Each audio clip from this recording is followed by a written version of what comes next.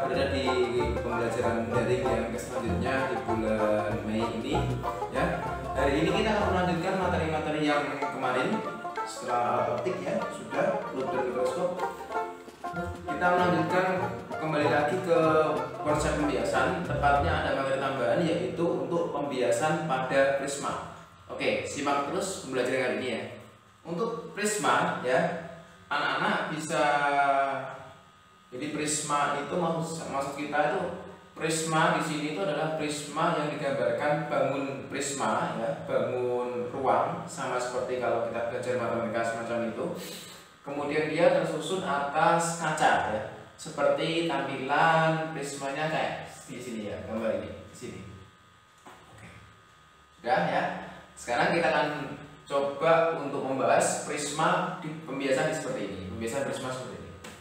Jika kita melihat prisma dari segi depan ya, dari sisi depan saja, maka nanti dia terlihat bukan sebagai bangun ruang, melainkan bangun datar, di mana bangun datarnya berbentuk segitiga, macam ini.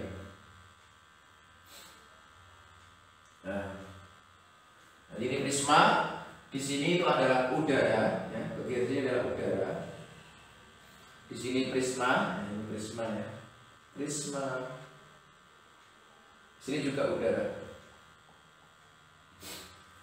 Prisma ini dia punya yang namanya sudut di atas, itu namanya adalah sudut pembias dari prisma. Dengan lambang nilainya itu adalah pembias seperti beta. Ini beta. Ini kita buat keterangan di sini. Jadi beta itu adalah sudut pembias prisma. Karena sudut ya, satuannya derajat pasti. Kemudian ketika ini kita tembak dengan laser misalnya, kita tembak dengan laser semacam ini, tak ini, kita tembak. Jadi di sini kan dari medium yang kurang rapat yaitu udara menuju ke kaca prisma ya. Ini menuju ke kaca prisma yaitu medium yang lebih rapat. Tentunya dia mengalami pembiasan dari medium kurang rapat menuju lebih rapat, berarti dibiaskan mendekati garis normal semacam itu. Ini kalau seharusnya kan lurus terus kayak gini ya, harusnya kan lurus terus gini. Ternyata tidak. Di sini kita lihat garis normalnya kan di sini ya. Ini garis normalnya. Ini ternyata dia dibiaskannya ke sini, mendekati lah ya. Mendekati garis normal. Dan ini sebagai sudut datang ya, di sudut ini ya, I1, maka ini nanti dia, nah ini garis normalnya tadi putus-putus sini bawah ya, ini adalah R1 macam itu. Kemudian kita gambar lagi garis normal.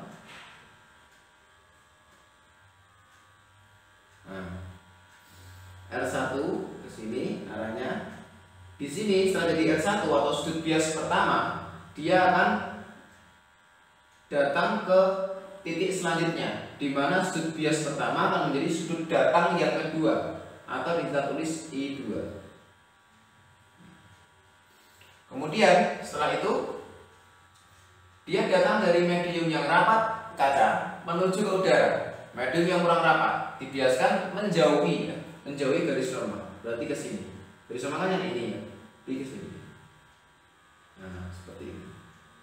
Nah, ini adalah nilai daripada R2 atau sudut bias yang kedua. Jadi semuanya mengikuti hukum pembiasan, di mana datang dari kurang rapat menuju rapat dibiaskan mendekati garis normal. Datang dari medium yang lebih rapat menuju ke kurang rapat yaitu udara dibiaskan menjauhi garis normal. Jadi semuanya mengikuti hukum pembiasan. Sekarang kita tuliskan keterangannya ya.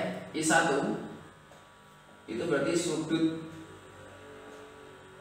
datang ke 1.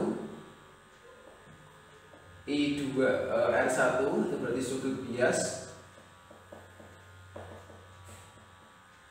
1 ya. Kalau I2 itu itu sudut datang kedua. Kalau R2 itu berarti sudut bias kedua ya. Semacam ini. Ini keterangannya. Kemudian tadi ya, Pak, ini kok kalau aslinya harusnya ini Pak ya. Kemudian selisihnya ini apa Pak? Antara yang seharusnya dia ini sudut datangnya sampai ke sudut biasnya. Nah ini kalau kita lihat, ini besar sekali ya, segini. Nah ini kan namanya sudut deviasi. Jadi D seperti ini, itu adalah sudut ya, sudut deviasi.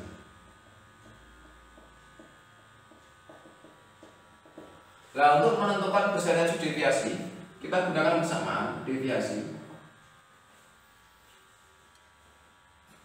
Nilainya merupakan I1, kemudian ditambah dengan nilai R2, nah, biasnya yang kedua, dan dikurangi dengan nilai sudut pembias beta.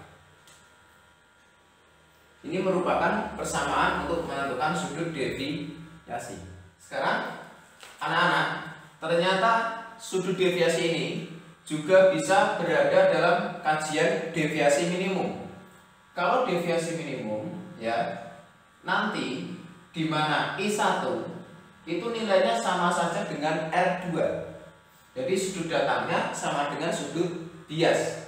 Ketika sudut datang sama dengan sudut bias, maka di situ nanti akan terjadi yang namanya sudut deviasi minimum.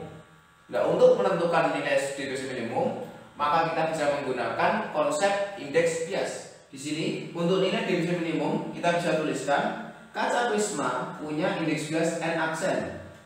N aksen. Udara punya indeks bias n, jadi n aksen per n. Kemudian kita kurangi dengan min i. Di sini maksudnya adalah sudut datang, di mana sudut datang ini sama dengan sudut bias. Dan seperti ini terus dikalikan dengan beta. Kita kalikan dengan beta, nilai beta. Ini adalah persamaan untuk mencari sudut deviasi.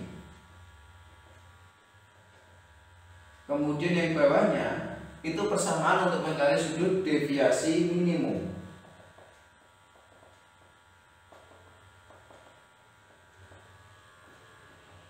Selain menggunakan persamaan deviasi minimum yang bawah, juga bisa kita aplikasikan ke dalam konsep hukum Snellius. Oke, untuk mencari nilai deviasi minimum menggunakan persamaan hukum Snellius, kita bisa tuliskan n indeks bias udara dikalikan sin setengah kurung buka beta atau deviasi pembias ditambah dengan deviasi minimum, nilainya akan sama dengan n aksen, yaitu di bagian kaca prisma.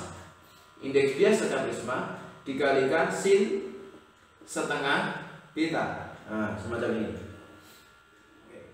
Ini adalah nilai-nilai persamaan ataupun rumus di pembiasan pada prisma. Anak-anak, silakan kalian cermati dahulu ya. Sekali lagi saya tegaskan, ini deviasi, kemudian kalau DM ya itu berarti deviasi minimum ya, sama ya, deviasi minimum. Kemudian N indeks bias udara, N aksen di indeks bias kaca prisma. Oke, silakan dicermati. Kalau ada pertanyaan, maka anak-anak bisa untuk bertanya ya di bagian kolom komentar.